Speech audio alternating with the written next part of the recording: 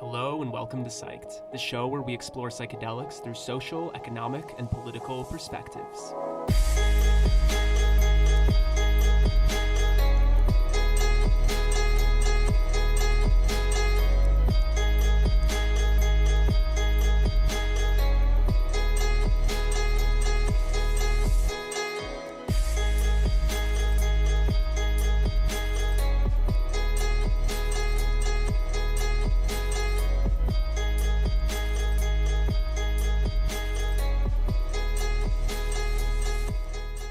Introduce our first speaker of the day, which is Omri Shmulewitz.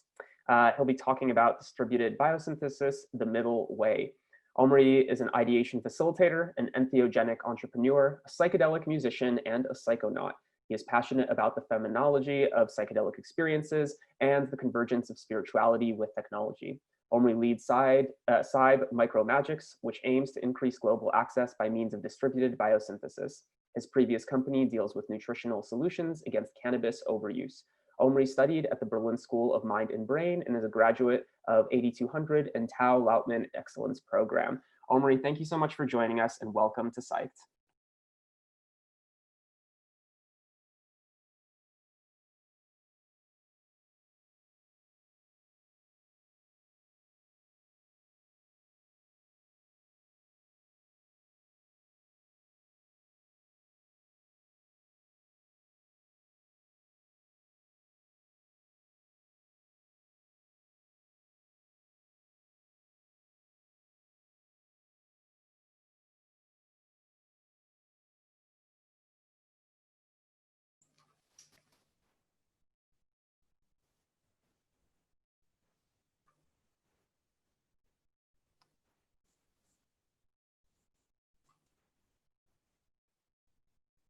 Are we ready?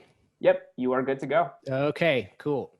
So yeah, thank you. I'm Omri Shmulewitz. I am very excited to be here today. I am a psychedelic musician and a DIY experiential philosopher, you could say. I'm also the chief ethics officer at Cybe, not your typical CEO. My band is called Spiritualic Enhancement Center. I think that life itself is a sort of holistic phenomenon like emergent jazz. I play on synthesizers, as you can see, and I love to synthesize ideas. So let's do this.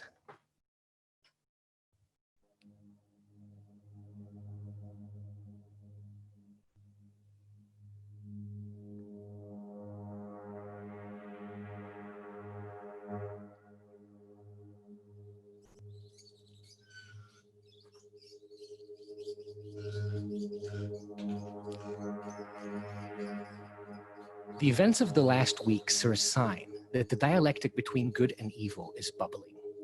Racism, corruptilism, police, and government injustice are infuriating. Yet, we mustn't be forever locked in partisan extremes. Let's free our societies and accelerate collective wisdom.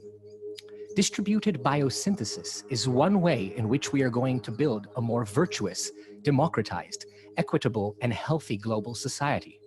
A society that values every person's life as an interconnected necessity of life as a whole. To get there, humanity is going to keep reinventing a retelling of the good, not a story of goods, of limited resources and the competitive economics over them. We are a tool-making species. Our most universally shared tool is storytelling. Our narratives about ourselves, our tools, our values, and how we should act accordingly. Psychedelics are a foundational tool. They inspire ideas, values, and storytelling. The stories we tell because of and about psychedelics are a cornerstone, not just for indigenous cultures, but also for Western philosophers, scientists, authors, and in many, many people's personal lives.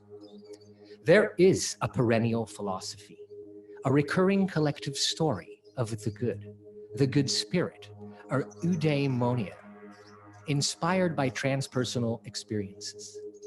And turns out it's surprisingly accessible. Sometimes it's just a plant, fungi, or molecule away.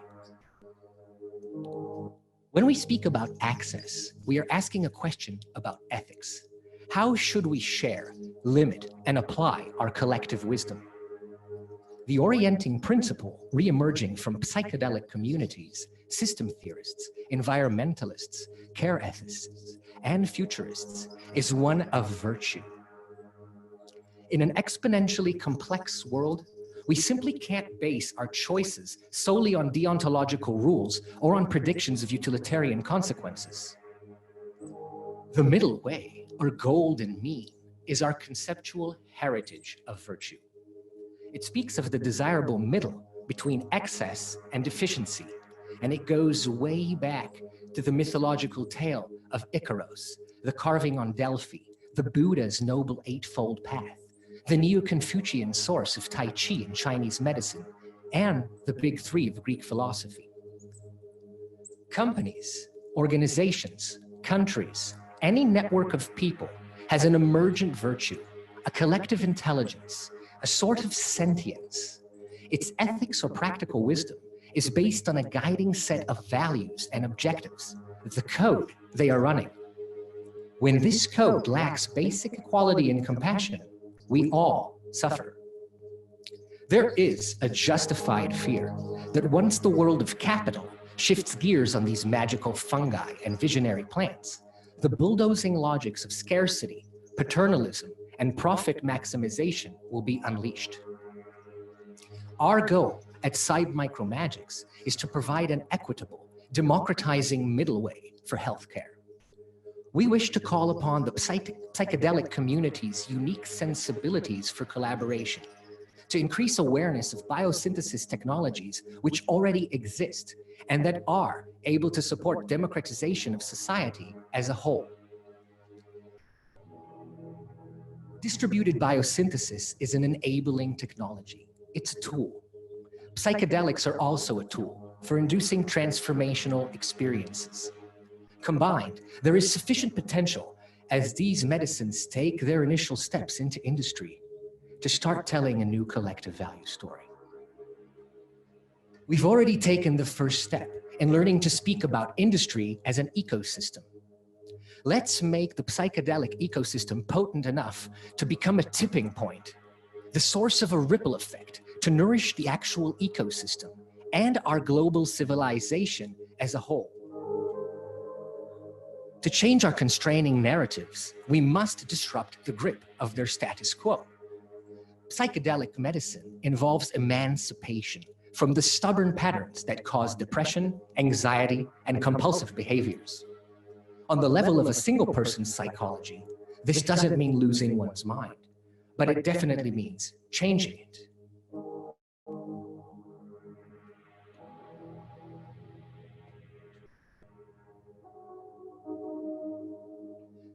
On a societal level, we face the task of collectively healing. Inequality and dominance remain as consequences of the increasingly compulsive behaviors of the agricultural revolution, the industrial age, and the Anthropocene. This segregating, individualist mindset must decreasingly shape our civilization. As we get better at expressing dynamic systems thinking, and furnished by the metaphors born from novel tools like the internet and psychedelics, we will grow our understanding of emergent collective intelligence and the ethical imperative of equitable global collaboration. On Earth, every human being is a stakeholder and has equity. In a consciously driven planetary ecosystem, a symbiocene or global village, the values of sustainability and sensibility entail that the production of food, energy, and medicine will be decentralized and democratized. Ultimately, these are basic needs that should be as freely accessed as possible. So how are we going to let go of rivalrous economics, adversarial and competitive conceptions of profit, and a theoretical necessity for manipulation of the commons?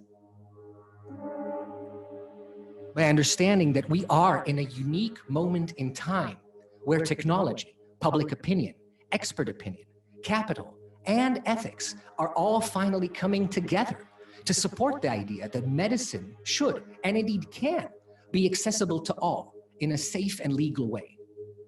we can decide to let this understanding orient us, generating actions that will remain fluid, dynamic, and open-ended, driven by values and virtues, instead of by predetermined transactional structures.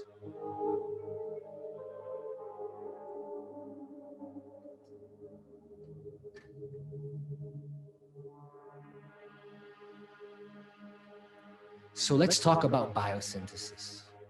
Biosynthesis is how living organisms use enzymes to convert substrates like glucose into more complex products. Psilocybe mushrooms are essentially biosynthesizing psilocybin. Compass Pathways is using chemical synthesis. The middle way is in human-made biosynthesis, which can come to be synonymous with scalable and equitable sustainability. For thousands of years, prior to any knowledge of microorganisms, humanity has been making use of fermentation to preserve and enrich foods. The entire alcohol industry is dependent on fungi like Saccharomyces cerevisiae, or brewer's yeast. Now, genes from one organism can be introduced into another, leading to heterologous expression of compounds. These microbial cell factories have already enabled production of biofuels, medicines, and foods that are costly and far less sustainable when extracted from their original source. Companies are using this idea to replace our harmful reliance on animal products. Considering psychedelics like ayahuasca or ibogaine, the sourcing issue is critical. Recently, psilocybin has been produced in yeast. The scientist behind it, Nick Milne, is speaking here at the conference, and we are grateful for his presence. The promise of biosynthesis is to create sustainable production methods, as well as a platform for creating derivatives using a library of biosoftware. But ultimately, these methods aren't just more cost efficient, they are more distributable. So now that the near future will bestow us with tinkered Saccharomyces strains, able to cheaply produce pharmaceuticals, what remains is the decision: how to use this technology. Why would we set up this method as a proprietary centralized process? Cybe is choosing to help generate a new set of good practices for the emerging psychedelic industry, focusing on responsible and equitable access as the middle way between careful responsibility and courage in application. Within the changing regulatory landscape worldwide, we would like to provide research centers and psychedelic clinics free access to biosynthetic means of production, extraction, and quality assurance, to locally generate tryptamines like psilocybin, DMT, bufotenin, and ibogaine. This is a move towards the democratization of medicine as a whole. Think of Gutenberg's printing press. This disruption to the book business actually ignited the democratization of knowledge, giving rise not to more books, but to the scientific revolution. Next came the personal computer, democratizing computation, which spawned the information age. Now, with the digitization of DNA data, biological information is already transferred across the planet. People are discussing democratization. Stanford released a review. This year's grand hack at MIT wishes to disrupt healthcare. Synbio experts advocate for community in-hospital bioreactors. DARPA has a portable biologics on demand project, albeit funded to supply battlefield medicine. And yet, the most advanced biotherapeutics, which have always been unaffordable for developing countries, are now becoming unaffordable even for the richest countries as healthcare costs exponentially rise.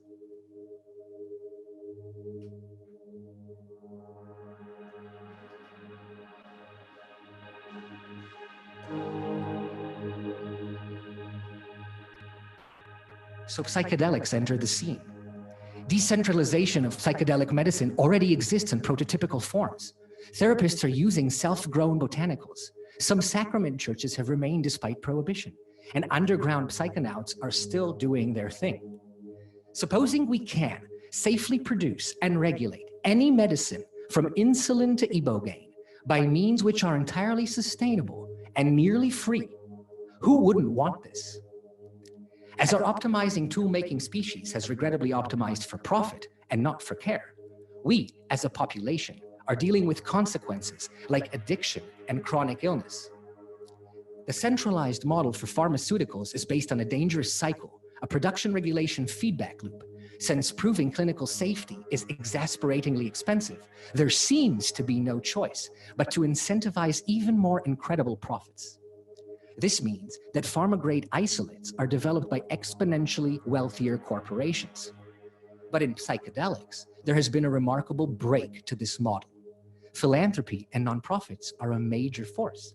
They have taken time to grow, but they are definitely lighting the way. Now, finally, democratizing solutions can begin to appear. You may ask, if not pharma companies or NPOs, who's going to pay for it? When we assume competitive dynamics over common limited resources, there seems to be no choice. Think of whales.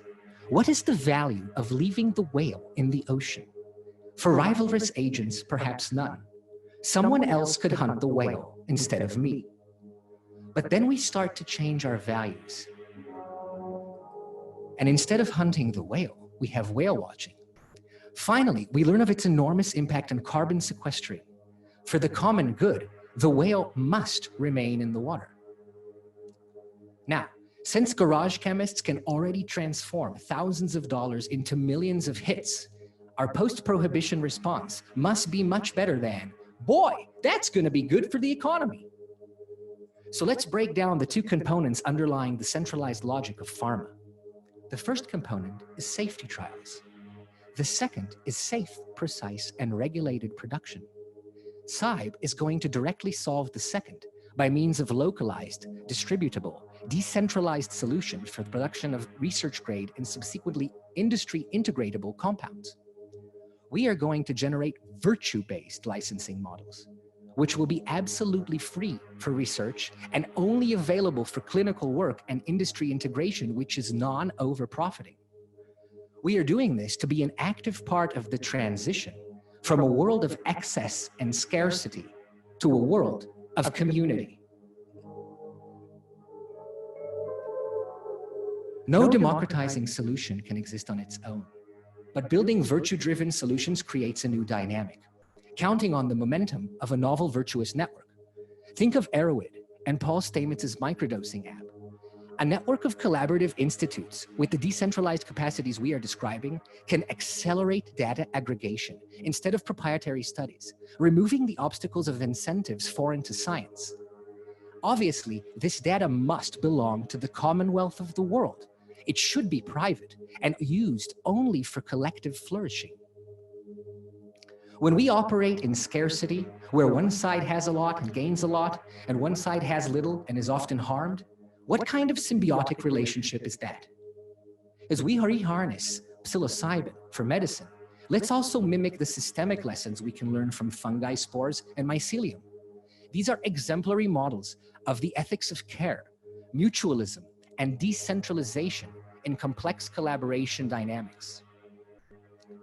Clearly, the situation created by prohibition and scarcity economics demands our attention. Non-regulated and illegal chemicals can be easily ordered online, and people are highly abusing legal prescription drugs. Instead of pretending that this is not the case, we can see it as a sign of autocorrection towards democratization. The middle way entails that we do address concerns of reliability, regulation, quality assurance, standardization, and safety. Here again, we turn to biomimicry. Intunable, distributed biosynthesis mimics nature in self-controlling against overproduction. Nature's ecological dynamics constrain everything. But when big pharma wishes to maximize output, the limiting factors are almost entirely anthropogenic. Changing the value model around the means of production is a preemptive antidote to overproduction. It self-regulates the system by decentralizing the incentives to produce medicines. Our distributed producing strains will utilize the tunable expression and biological key lock solutions we are developing. Once production is basically free and distributed, irrational scaling simply won't make sense.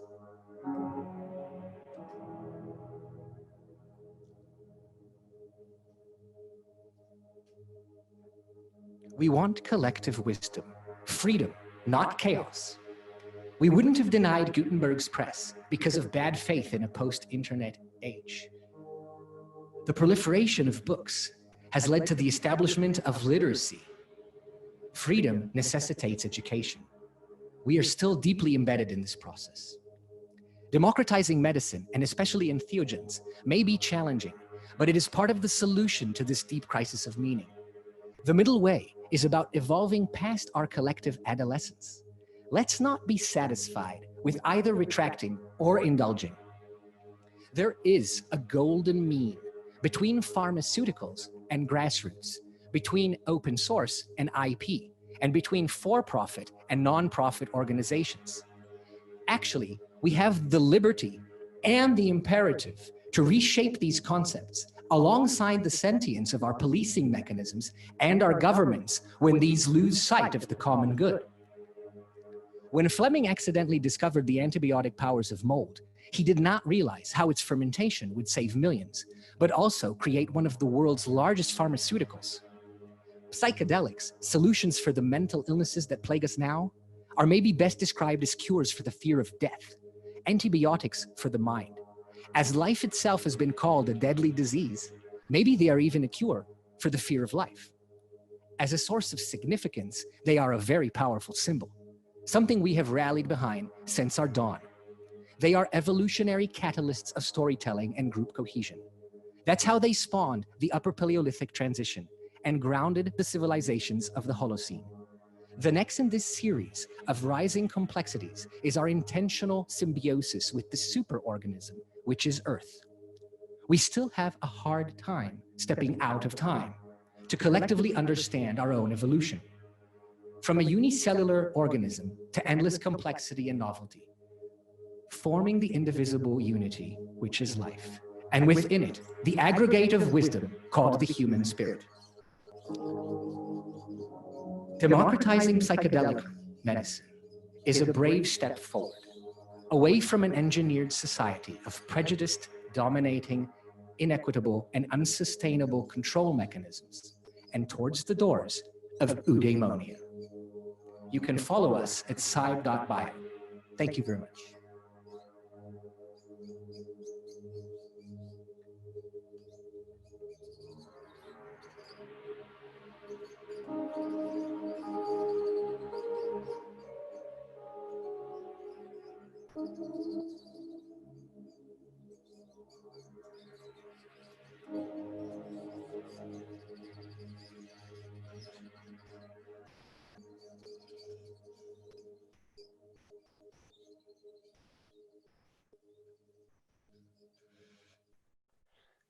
Awesome, yo. Thank you for that.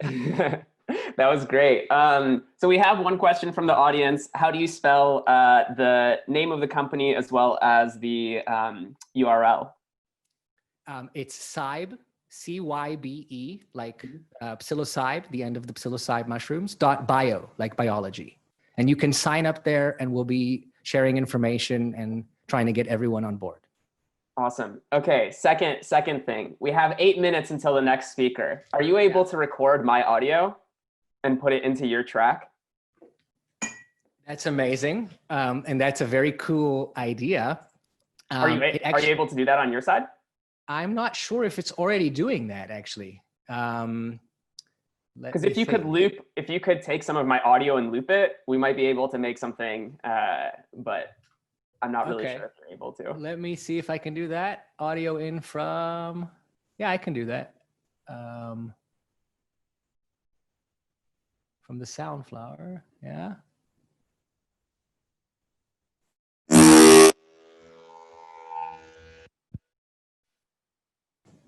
So that didn't work. Okay. Gotcha. But that was a cool ending for that talk, like an explosion. I don't know if you heard it or I did. Yeah, we heard it too.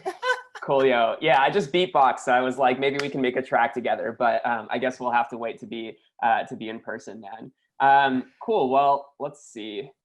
Could you? One of the questions is they'd love to learn about what stage the company is at and the next plans that they have to enter the market. Could you talk a little bit about that, Omri?